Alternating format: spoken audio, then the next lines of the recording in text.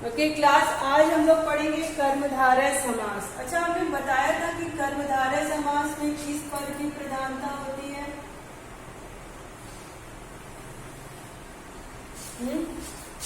देखिए, जिस समास का पहला पद विशेषण तथा दूसरा पद विशेष्य, ठीक है, जिस समास का पहला पद विशेषण तथा दूसरा पद विशेष्य या पहला पद उपमान तथा दूसरा पद उपमेय कहलाता है, उसको हम क्या कहेंगे? कर्मधारय समास कहेंगे।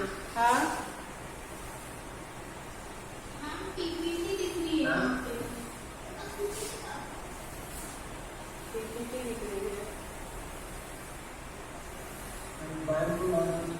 अब दिख रहा है?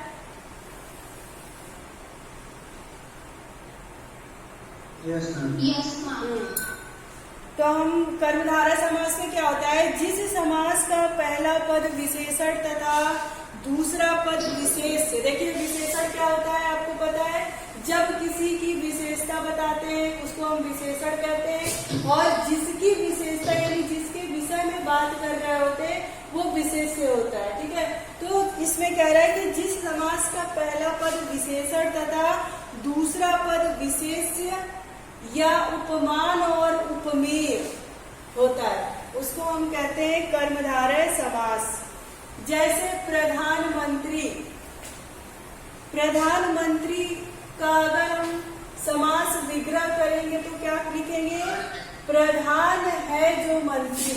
अब हमारे पास एक शब्द है प्रधानमंत्री, ये समस्त पद है, इसका जब विग्रह करेंगे तो लिखेंगे प्रधान है जो मंत्री। ठीक है, हम बात किसके विषय में कर रहे हैं? प्रधान के विषय में कर रहे हैं। उसकी विशेषता क्या है? कि वो मंत्री है ना? हम किसके विषय में बात कर रहे हैं? प्रधानमंत्री के विषय में बात कर रहे हैं, यानी प्रधान है जो मंत्री। किसी व्यक्ति की बात कर रहे हैं कि वो प्रधानमंत्री है,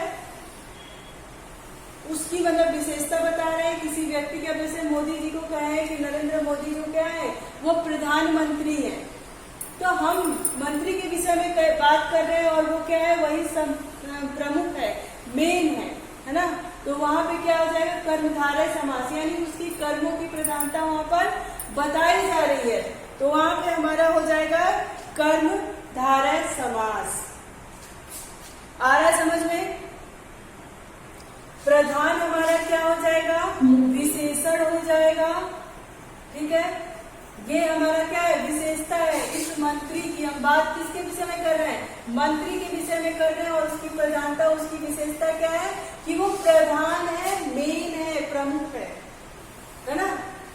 तो यहाँ पे ये बात हो गई कि जब विशेषण हो या विशेष्य की बात करता हो या उपमेय और उपमान की बात कर रहा हो, वहां पर कर्मधारय समास होता है।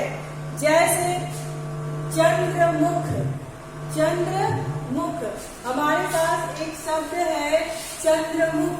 अब चंद्रमुख शब्द का समास विग्रह क्या होगा? चंद्रमुख शब्द का समास विग्रह क्या होगा?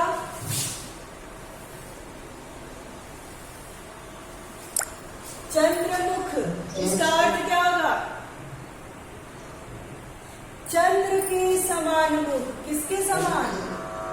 चंद्र के समान, यानी चंद्रमा के समान उसका चेहरा क्या है? वो इतना सुंदर उसका चेहरा है जैसे चांद। चांद को बहुत सुंदर समझा गया है ना, तो चांद से उसके चेहरे की उपमा दी गई है।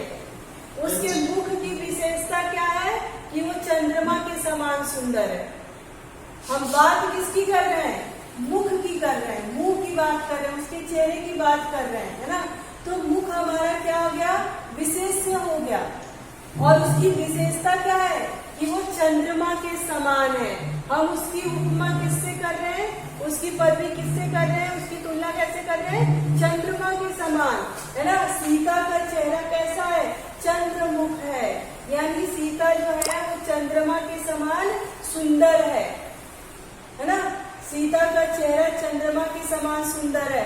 मृगनयनी, मृग के समान आंखों वाली, है ना। मृग की आंखें सबसे सुंदर कही जाती हैं, तो उसकी आंखें कितनी सुंदर है, मृग की जैसी सुंदर है ना। तो हम बात किसकी कर रहे हैं, आंखों की कर रहे हैं, मुख की कर रहे हैं, और उसकी समानता किससे दे रहे हैं, उसकी विशेषता क्या बता रहे हैं कि चंद्रमा के समान सुंदर है, मृग के आंखों की तरह उसकी आंखें सुंदर है। आ रहा है समझ में। तो यहाँ पे क्या हो जाएगा, कर्मधारय समास हो जाएगा। यहाँ तक क्लियर है बच्चों आपको, यहाँ पर समझ में आया कि कैसे कर्मधारय समास में हम किस तरह की बातें करते हैं, है ना। अब जैसे अगर हमारा पास आ गया स्त्री धन, स्त्री धन एक हमारा शब्द होगा। अब स्त्री धन का अगर समास विग्रह करोगे तो कैसे करोगे, स्त्री धन। अब इसका समास विग्रह जब हम करेंगे तो क्या करेंगे, स्त्री रूपी धन, स्त्री रूपी धन। अब स्त्री रूपी धन की बात कर रहा है। देखिए जो महिलाएं होती हैं, है ना, वो एक धन ही है, इसको बहुत जतन करके और संजो के रखना पड़ता है ना। तो वही वो कह रहे हैं स्त्री रूपी धन, यानी स्त्री के समान धन। स्त्री के रूप में हमें क्या मिला है, धन मिला है। स्त्री लक्ष्मी का स्वरूप होती है, इसलिए उसको स्त्री रूपी धन की बात कर रहा है, स्त्री धन, है ना।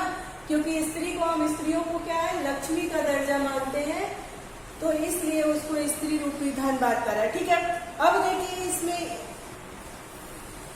स्त्री क्या है, उपमान है, ठीक, और धन क्या है, उपमेय है। यहाँ पे उपमान और उपमेय की बात की गई है। स्त्री हमारा क्या है, उपमान है, और धन क्या है, उपमेय है। हमने नियम में पढ़ा है कि जहाँ पर विशेषण विशेष्य अथवा उपमेय और उपमान की बात होती है वहां पे कर्मधारय समास होता है। यहाँ तक समझ में आया बच्चों, यहाँ तक समझ में आया, आ रहा है समझ में। चलिए ठीक है। सुपुत्र एक हमारे पास शब्द है, मान लीजिए सुपुत्र, ठीक है। अब सुपुत्र एक शब्द है,